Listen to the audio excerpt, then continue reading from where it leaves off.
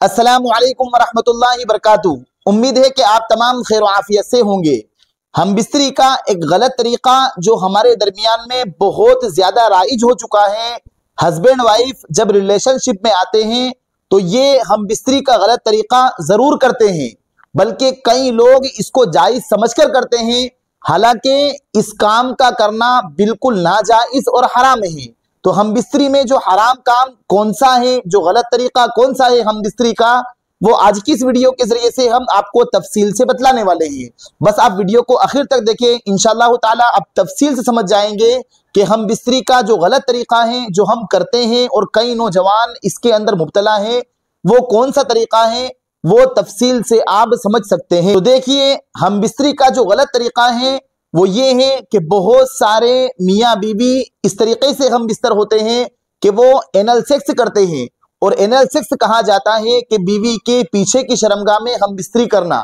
हालांकि पीछे की शर्मगाह में हम बिस्तर होना ये बिल्कुल नाजायज और हराम है, बल्कि हदीस शरीफ में ऐसे शख्स पर लानत आई है। अल्लाह के नबी सल्लल्लाहु अलैहि वसल्लम की साफ अल्फाज में ये हदीस वारिद है, जिसे अबू दाऊद शरीफ ने इस हदीस को रिवायत फरमाया है, मलऊनुन मन अता इमराअतहु फी दुबुरिहा, कि ऐसे शख्स पर अल्लाह ताला की लानत की गई है जो अपनी बीवी के पीछे की शर्मगाह में हम बिस्तर होता है। यानी जो शख्स एनल सेक्स करता है तो वो लिहाजा अल्लाह ताला की लानत का मुस्तहिक होता है।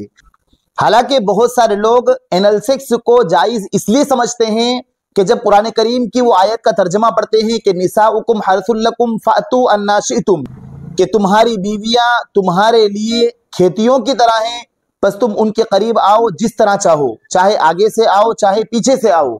तो इस आयत की ज़िम्न में, इस आयत के तर्जमे से ये समझते हैं कि हम बीवी से आगे की शर्मगाह में भी हम बिस्तर हो सकते हैं और पीछे की शर्मगाह में भी हम बिस्तर हो सकते हैं। हालांकि वो बिल्कुल गलत समझते हैं।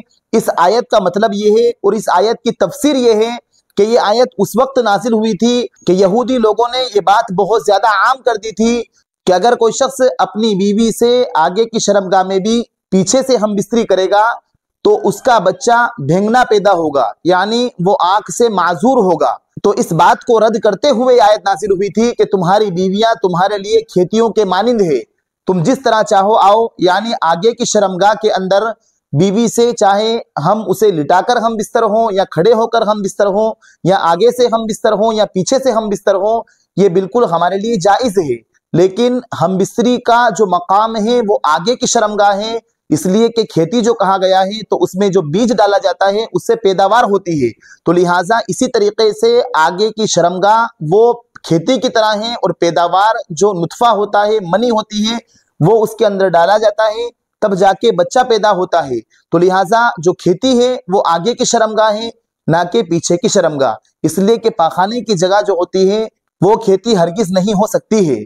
तो लिहाजा हम इस बात को अच्छी तरीके समझ लें कि इस आयत का तर्जमा ये है कि हम अपनी बीवी की आगे की शर्मगाह में, पेशाब की जगह में जिस तरीके से चाहें, चाहे खड़े होकर करे, चाहे लिटा कर करे, चाहे आगे से करे, चाहे पीछे से करे, हम बिस्तरी करना बिल्कुल जायज़ है। शरई एतबार से इसमें कोई हर्ज नहीं है।